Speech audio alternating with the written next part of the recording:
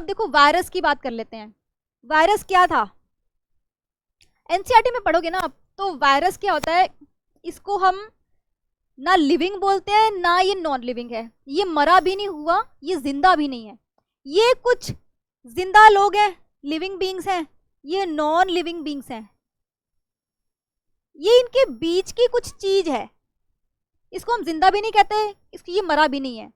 तो इसमें कुछ ट्रेट्स इधर के हैं, कुछ ट्रेट्स इधर, इसके अंदर कोई ऑर्गेनिजम्स भी नहीं है, अजीब सा होता है, मकड़ी जैसा ऐसा, ठीक है, ऐसा होता है, एंटीने से लगे होते हैं। तो बड़ी अजीब सी चीज है, अभी तक साइंटिस्ट्स ना इसको एनिमल किंगडम में रख पाए ना प्लांट किंगडम में रख पाए, इसकी समझ नहीं आ रही कि क्या चीज है ये। तो वायरस क्या करता है ना, इसके अंदर जो भी सिस्टम है, ये एक्चुअली में जिंदा कब होता है, जब ये लिविंग बीइंग के अंदर आ जाता है, इंसान के अंदर जब एंटर कर जाता है, तब ये जिंदा होता है, तब इसको एक फेवरेबल एनवायरनमेंट मिलता है, ठीक है, जिसमें वो कन्वर्ट हो जाता है एक लिविंग बीइंग में। वैसे वो जिंदा नहीं था, तो ये जिंदा होके इंसान के अंदर जाके जिंदा होता है और फिर ये वहां पे तबाही मचाता है। तो जो पैंडेमिक लेके आया था वो वायरस ही था, ठीक है। अब देखो थोड़ा हम वर्ड्स में देख लेते हैं। इन्फेक्शियस डिजीज है, ये तभी मल्टीप्लाई करता है जब एक लिविंग सेल, एक लिविंग बॉडी के अंदर ये आ जाता है, तभी ये एक लिविंग बीइंग की तरह एक्ट करता है एंड इट स्टार्ट्स मल्टीप्लाइंग। तो अगर हवा में 4 वायरस हैं तो वो 4 ही रहेंगे, जैसे वो अंदर आएंगे तब वो मल्टीप्लाई होने शुरू होंगे, 4 से 8, 8 से 16, ठीक है, ये है। एंड ये जो है किसी भी तरह के ऑर्गेनिज्म को, किसी भी तरह के लिविंग बीइंग को अफेक्ट कर सकता है, एनिमल्स को भी कर सकता है, प्लांट्स को भी कर सकता है, प्लांट्स में भी वायरल प्रॉब्लम्स होती हैं, ठीक है, ये याद रखिए। और माइक्रोस्कोपिक ऑर्गेनिज्म को भी इफेक्ट करता है, मतलब वायरस खुद ही इतना छोटा है और बैक्टीरिया भी छोटा है, but virus can attack a bacteria also. तो बैक्टीरिया को भी इससे बच के रहना पड़ता है कि कहीं मेरे पे अटैक करते, जब इसको इसने अटैक किया, बैक्टीरिया से लिविंग बीइंग उधर एक्टिव हो जाता है, मल्टीप्लाई होता है, बैक्टीरिया को खा जाता है, खत्म कर देता है। तो बहुत खतरनाक चीज है ये और बहुत अजीबोगरीब चीज है वायरस, ठीक है। फिर कोरोना वायरस पैंडेमिक में आया था। देखो कोरोना वायरस का थोड़ा स्ट्रक्चर देख लेते हैं, क्योंकि आगे हम फिर डिटेल में पढ़ेंगे इसकी वैक्सीनेशन कैसे बनी थी। तो ये ऐसे गोलाकार होता है, जैसे अर्थ गोल है, ऐसे ये गोल है, और इसके ऊपर ना ऐसे कांटे से लगे हुए हैं, ऐसे एंटीने से लगे हुए हैं बाहर को, पूरे गोले के बाहर। और ये जो एंटीने हैं, ये जो है इसको मूव करने में हेल्प करते हैं। स्पाइक प्रोटीन, ये जो स्पाइक्स हैं बाहर को कंडे निकले हुए हैं, वो प्रोटीन से बने हुए हैं, ठीक है, और ये इसको हेल्प करते हैं आसपास की चीजें देखने में, मूव करने में। बेसिक आपको इतना ही पता होना चाहिए, इसके अंदर नहीं जाने की जरूरत, क्योंकि जो अच्छी हमारी वैक्सीन बनी थी वो स्पाइक प्रोटीन के यूज से ही बनी थी। तो बस आपको ये याद होना चाहिए, ये जो कंडे हैं वो प्रोटीन के बने हुए हैं। अब हम देख लेते हैं mRNA। देखो बहुत सारी वैक्सीन बनी थी जब कोरोना वायरस आया था, तो बहुत सारी वैक्सीन बनी थी। कोई वैक्सीन करती थी कि पूरा का पूरा जो वायरस है, ठीक है, ये है वायरस, इस पूरे को ही हमने वीक कर दिया, मतलब इसको कमजोर कर दिया, ताकि ये मल्टीप्लाई ना कर सके, ये अटैक ना कर सके। और फिर वो पूरे का पूरा वैक्सीन की बोतल में डाल के हमने लोगों को बांट दिया। एक तो हमने ये किया, कुछ ने क्या किया, अब इसमें प्रॉब्लम क्या हुई, जब हमने पूरे का पूरा ले लिया, था तो ये कमजोर, बट जैसे ये ह्यूमन बॉडी में गया ना, तो कुछ तो कमजोरी रहे, कुछ पता नहीं, कुछ केसेस में ऐसा हुआ कि वो फिर से हेल्दी हो गया, एक्टिव हो गया, और फिर उसने इस बंदे को मार दिया, ठीक है। पोलियो के केस में ऐसा ही, जो इंडिया में नए पोलियो के केसेस आ रहे हैं उसमें यही हो रहा है कि वैक्सीन से पोलियो हो रहा है। वैक्सीन में जो वीक वायरस पोलियो का हम डाल रहे हैं वो अटैक कर रहा है और इंसान को मार रहा है। तो सेफ तरीका क्या है, कैसे हम एक ऐसी वैक्सीन बनाए जो 100% सेफ हो, जिसका कोई साइड इफेक्ट ना हो, और ऐसा ना हो कि इंसान वैसे तो नहीं मर रहा था बट वैक्सीन ली तो मर रहा है। इसके लिए हम एक लेके आए mRNA वैक्सीन। ये बोला गया था जब ये पैंडेमिक के टाइम पे आई थी, कहते सबसे बढ़िया, सबसे सेफ वैक्सीन बनाई है और इसका कोई साइड इफेक्ट नहीं है।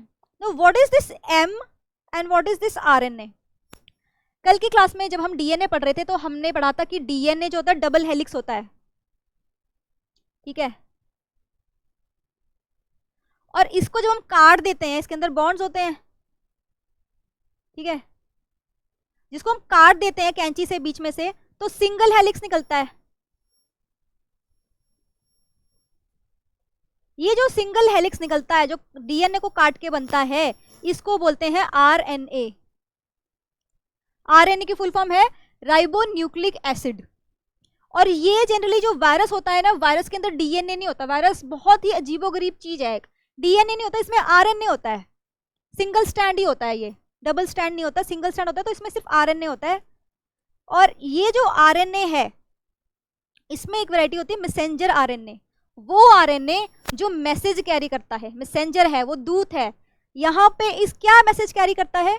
मैसेज कैरी करता है कि भाई ये जो वायरस है ये कैसे बनेगा, ये वायरस की सारी इंफॉर्मेशन, कि ये पर्टिकुलर अगर कोरोना वायरस है तो उसकी इंफॉर्मेशन, अगर पोलियो वाला वायरस है तो उसकी इंफॉर्मेशन, अगर डेंगू वाला वायरस है तो उसकी इंफॉर्मेशन। तो ये मैसेंजर होता है, ये चिट्ठी लेके जाता है। उस चिट्ठी में लिखा होता है सारा प्लान कि भाई ये जो वायरस है ये कैसे अटैक करता है, इसकी क्या खूबियां हैं, क्या नुकसान है, क्या फायदे हैं। तो ये जो मैसेंजर आरएनए होता है, ये हम उस वायरस से निकालते हैं। जो वायरस है उसका जो स्पाइक प्रोटीन है, जो ये जो कांटे निकले हुए हैं बाहर को, ये प्रोटीन है। इसका एक हिस्सा काटा मैंने कैंची से, और उस हिस्से को काट के उसके सेल में जाके देखा, तो उसका जो सेल था, उस सेल में मुझे mRNA मिला। अब इसमें सारा प्लान लिखा हुआ है कि ये भाई ये पूरा वायरस कैसे काम करता है, क्या है।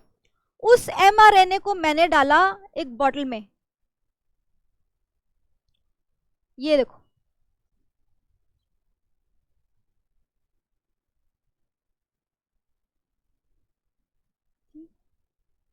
सॉरी फॉर द इंटरप्शन, थोड़ी टेक्निकल इशू था। हम पढ़ रहे थे mRNA के बारे में। देखो mRNA में मैंने आपको बताया कि ये वायरस के अंदर प्रेजेंट होता है, क्योंकि वायरस कंप्लीटली एक लिविंग बीइंग नहीं है, एक नॉन लिविंग बीइंग नहीं है। उसकी ऐसी प्रॉपर्टी है, उसकी ऐसी चीजें हैं उसके अंदर कि वो हम किसी एक कैटेगरी में उसको डाल नहीं पा रहे। वो एज पे जीता है, वो लिविंग और नॉन लिविंग के बाउंड्री पे जीता है, ठीक है। तो उसके अंदर डीएनए भी नहीं होता, उसके अंदर आरएनए होता है, जो कि एक सिंगल स्ट्रैंड होता है, राइट। तो सिंगल स्ट्रैंड जो आरएनए होता है, उसमें एक होता है mRNA, मैसेंजर है। ये चिट्ठी लेके जाएगा, इसके अंदर सारी इंफॉर्मेशन है कि वो वायरस की क्या खूबियां हैं, क्या नुकसान है, सारी प्रॉपर्टीज, पूरा प्लान लिखा हुआ है उस वायरस के बारे में, ठीक है। अब वायरस देखो, पोलियो का अलग वायरस है, तो पोलियो को जो मैसेंजर आरएनए होगा वो पोलियो की पूरी इंफॉर्मेशन रखेगा, पोलियो के वायरस की। ये जो हमने mRNA बनाया था पैंडेमिक के टाइम पे, इसके अंदर कोरोना वायरस की सारी इंफॉर्मेशन थी, ठीक है। तो ये जो हमने जो mRNA लिया, ये कोरोना वायरस का जो बाहर कांटे लगे हुए थे सरफेस पे, उसको काट के उसके अंदर सेल में जाके आरएनए हमने निकाला।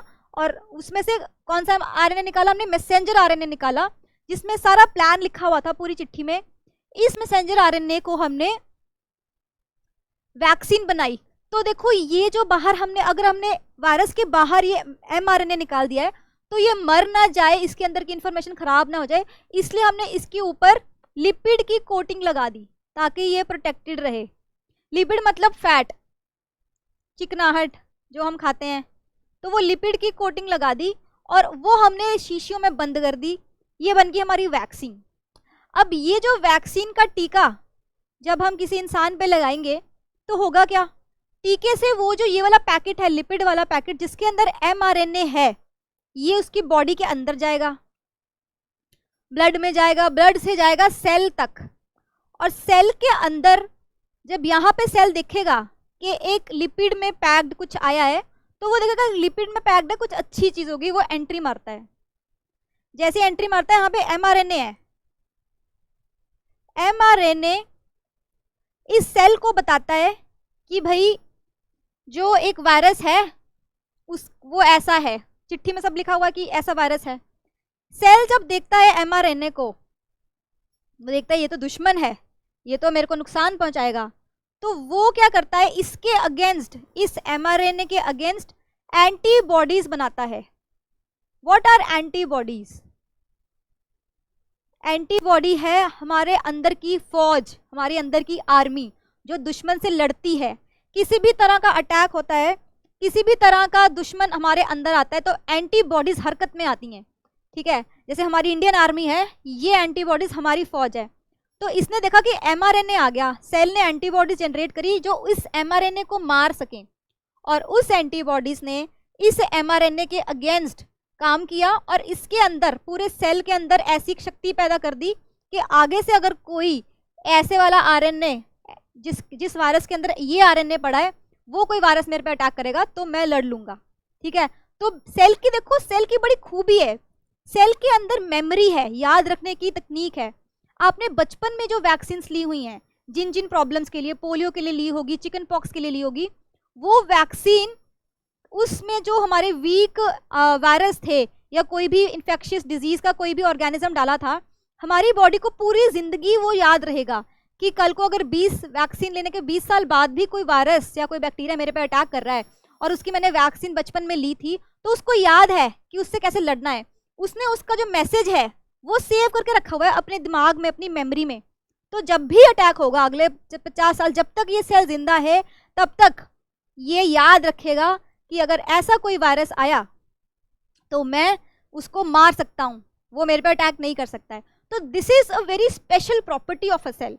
ठीक है, ऐसे ही वैक्सीन का कॉन्सेप्ट यही होता है कि कोई भी अगर हमने वैक्सीन ले ली तो पूरी जिंदगी के लिए हम उस पर्टिकुलर वायरस, उस पर्टिकुलर बैक्टीरिया, उससे इम्यून हो जाते हैं, उससे बच जाते हैं। हमारे